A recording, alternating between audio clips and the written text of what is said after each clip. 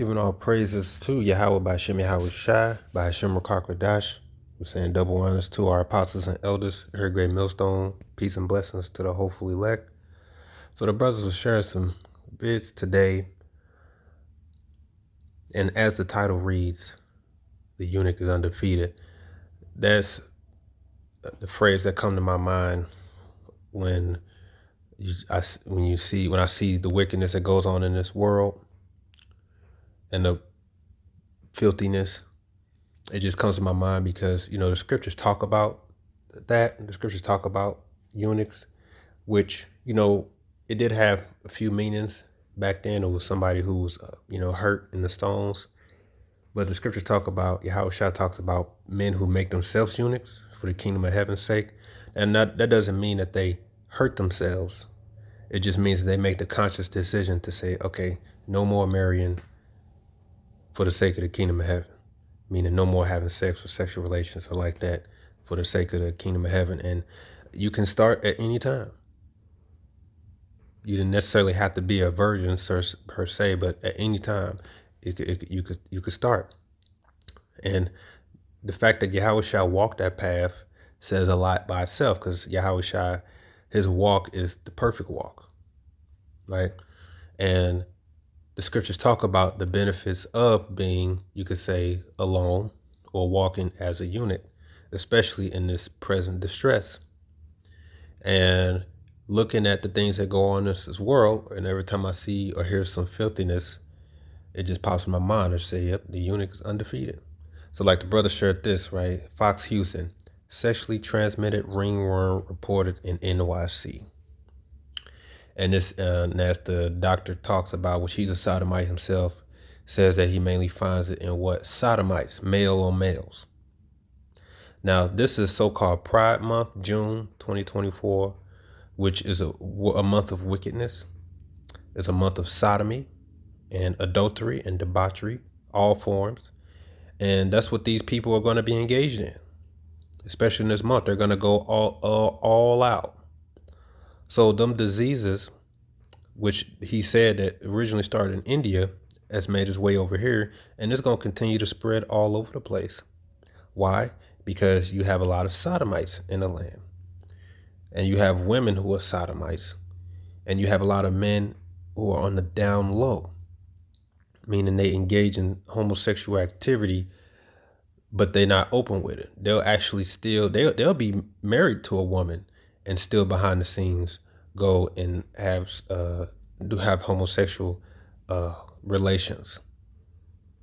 And that's been going on for quite some time now. Even I remember that episode of Law and Order, SVU, they had caught some guy who's on the down low because what happened? Somebody got caught a disease.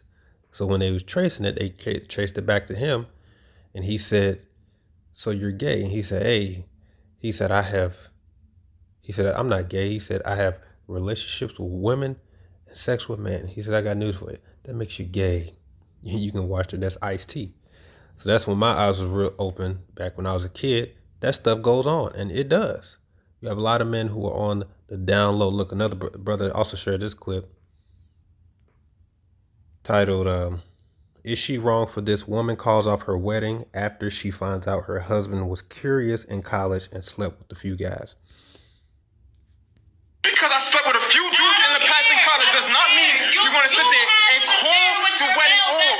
It was in college. Right now, no. Right now, it was in college. Oh, for the love of God. It was in college. It was in college. You act like you were never curious before. You never messed around with. I'm a good man. Any woman will want a man like me. Any woman will want a man like me. Like me. So you go ahead and try to throw me away. You go ahead and try. You go ahead and try. Like I said, let me tell you something. You will never find another man like me. You will never find another man like me. You're just. Now that one was actually right for that, because she don't want to be with no sodomite. That's what she said. And if anything, she's probably gonna go and get tested because, hey, that's how diseases spread. Bottom line, you break the law of the Heavenly Father, you are at risk. You adopt the ideology of the devil, which you believe that no, you can be engaged in Sodom activity, but you have to be careful and you have to go see a doctor. They'll tell you right up front, you got to go see a doctor if you want to engage in sexual activity. And they'll give you what they call pre-meds. Now, when you take something like if somebody's going to take a painkiller before they go in, let's say they're going into surgery or something, they may take like a painkiller or something. They're taking it ahead of time because they know that they're about to experience some pain. When you engage in homosexual activity, your doctor's they're gonna give you some pre-meds because they're telling you right now, right in there, you are engaging in highly risky business, showing you what you shouldn't be doing it because you're breaking the laws of Heavenly Father. But nevertheless, this is what happens.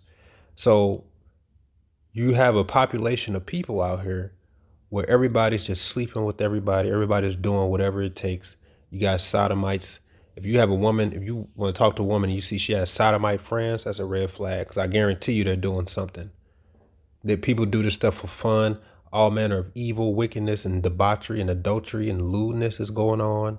Homosexuality, all this stuff is going on. In the midst of all this crap, diseases are being spread because of their wickedness, getting judged as pertaining to the scriptures. In the midst of all this, you think about how you want to be safe. You even maybe think about like, okay, I'm just going to stick with the one I got because this is a little bit too crazy. Maybe I shouldn't be trying to mess with all these women because you don't never know what's out there. And these women ain't going to tell you what they've been doing, but you know they done it all, did it all. So I may just stick with the one I got, try to keep it, in-house as close as possible. Keep it tight. What about the one who just keeps it in his pants? That's the bet. Isn't that the best way? So you see, he's undefeated. So 1 Corinthians chapter 7, and I should preface this by saying I am not telling anybody to be a eunuch. I'm not telling nobody to leave their wife, nobody to leave their woman, no, none of that. You have to say that because Jake, again, simple. We're simply exploring what the scriptures talk about, and that's one lifestyle because it is the truth. It's just the truth, and take it how you will. 1 Corinthians chapter 7, now concerning the things whereof he wrote unto me, it is good for a man not to touch a woman. And that's the truth. That's the truth. I'm going to jump down. Verse 25, now concerning virgins, I have no commandment of the Lord, yet I give my judgment as one that have obtained mercy of the Lord to be faithful. I suppose, therefore, that it is good for the present distress. I say that it is good for a man so to be. Now he said good for the what? Present distress. That it is good for a man so to be, meaning the what? To be alone, not to engage in deal with have sex with women. You don't necessarily have to be a virgin per se to be a eunuch, because like I said, it's a conscious decision. So that's the truth, right? It says, art thou bound unto a wife, seek not to be loose, and art thou loose from a wife, seek not a wife. But and if thou marry, thou hast not sinned, and if a virgin marry, she have not sinned. Nevertheless, such shall have trouble in the flesh, but I spare you. So, art thou loose from a wife? Seek not one. And again, that's just advice. But if you do, you haven't sinned. Nevertheless, you are, you opening the door to a whole lot of problems that could happen. And the scriptures and Paul is telling you, I'm just going to tell you the best way. Because, you have the optimal way. Like I said, with all this wickedness that's going on now, if you got a woman, you might be thinking, I'm just going to stick with the one here because there's a lot of stuff going out there, man. And I'll just deal with my one and that's it, right? But then you have the ultimate way. I'm just going to keep it in my pants, period. And you ain't got to worry about that. See? So that's why I said, the eunuch is undefeated. Think about it. What L are they taking? Really, what L are they taking? Oh, what kind of life is that? You ain't living nothing. You know what I'm saying? You ain't doing. What are they missing out on? A few moments of pleasure with the high risk of some lifelong regrets. most of the STDs out there can be, cured, but some, well, really, they all can be cured. Esau, Edom is just withholding the information. The Lord has the medicines for all the issues on the planet. It's just a matter of searching it out. But some are so-called what, um, permanent. Like they even have like the file. I mean the wickedness is so great out here. They even have dating apps for people with STDs. That's how common it is that they can run a whole app of people who have sexually transmitted diseases. Why? Because a lot of them said what? They slept with somebody, they didn't know they had it, and now I have it. And a lot of them is because somebody's on the down low. Somebody's sleeping with somebody who's a sodomite, having unprotected, and then people believe in hot girl summer, or sleeping with a bunch of people unprotected and they spreading stuff. And you have a lot of people who's knowingly spreading stuff because they say, look, I'm plagued, everybody else gonna be plagued. They got demons on them. So you got all this hell going around, all this stuff going around. So you got to be extra careful. But what do you learn in health class? Prevention is better than cure. You learn that you want to take the safe precautions, right? Obviously, just to be safe. Because if you don't, either way, but you're taking a risk. Either way, you're taking a risk. But then you have the 100% guaranteed protection, which is abstinence, which is none of that, period. So really, what L are the eunuchs taking? See? Now he goes on to say, and I like this part here. It says, but this I say, brethren, the time is short. It remaineth that both they that have wives be as though they had none.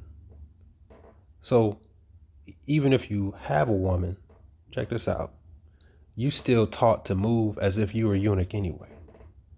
So either way, you still moving like you are one. So how much more to just be one? You see?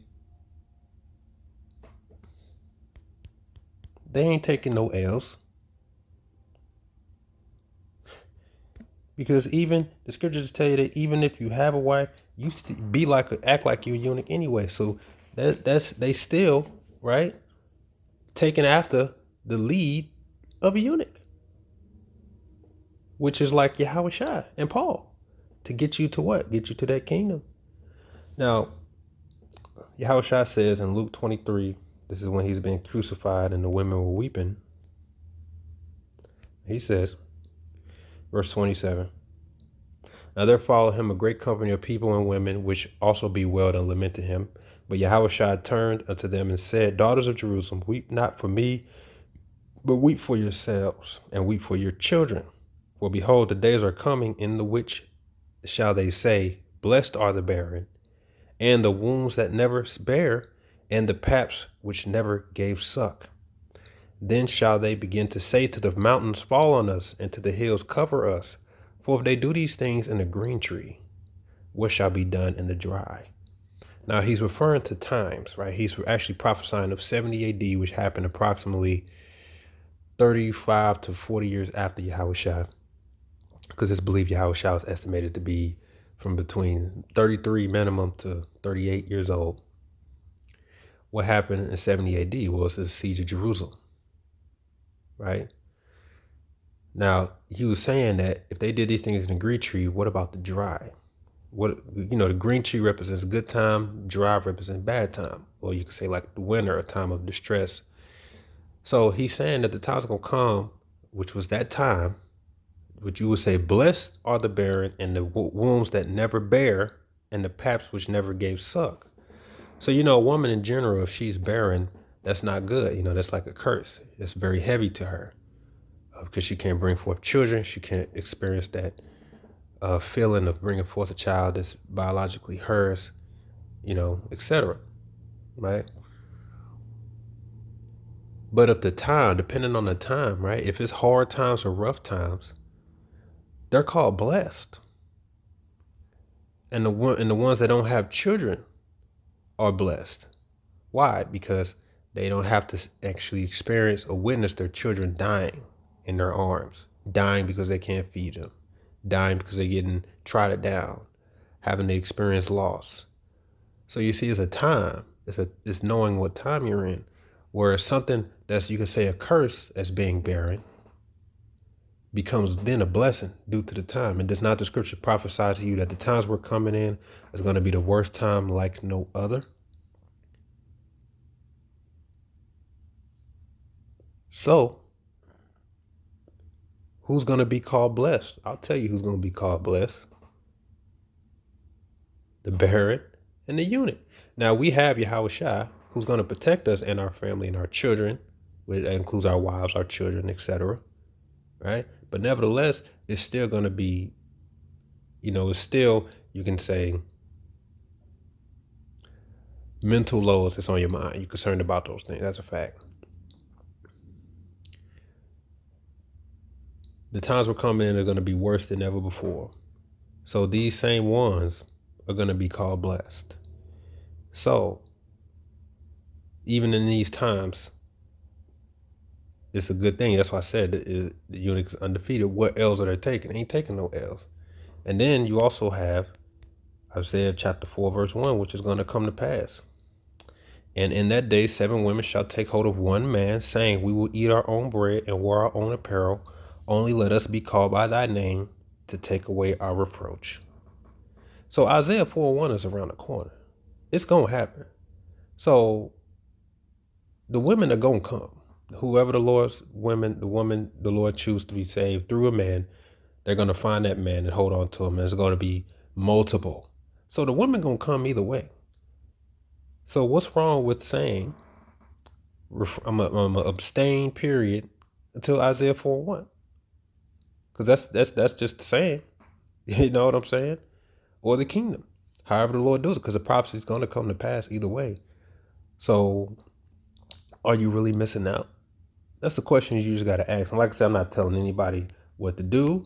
I'm not telling anybody how to be. Simply expounding on what the scriptures talk about, which is a lifestyle of the eunuch. And when you hear stuff like this, and this is Pride Month, so best believe it's going to be more debauchery, adultery, diseases going to be spreading around, right? With all this stuff that's going on for yourself, we got to be careful. That's advice to all the brothers. This is news because it's letting you know you got to be careful. But and then what comes across my mind is, you see, that's why that being that eunuch, you good, right? This is one less, a whole sea of problems you avoid. And the scriptures give that to you. So this is what the scriptures talking about. And we're just simply exploring what the scriptures talk about. I'm not telling nobody what to do. We're just following the same lead as Paul. Because like I said, Isaiah 4:1 is around the corner. It's around the corner. So for those who are single, are you really going to be missing out? Are you really missing out anything? Just something for you to consider. Shalom.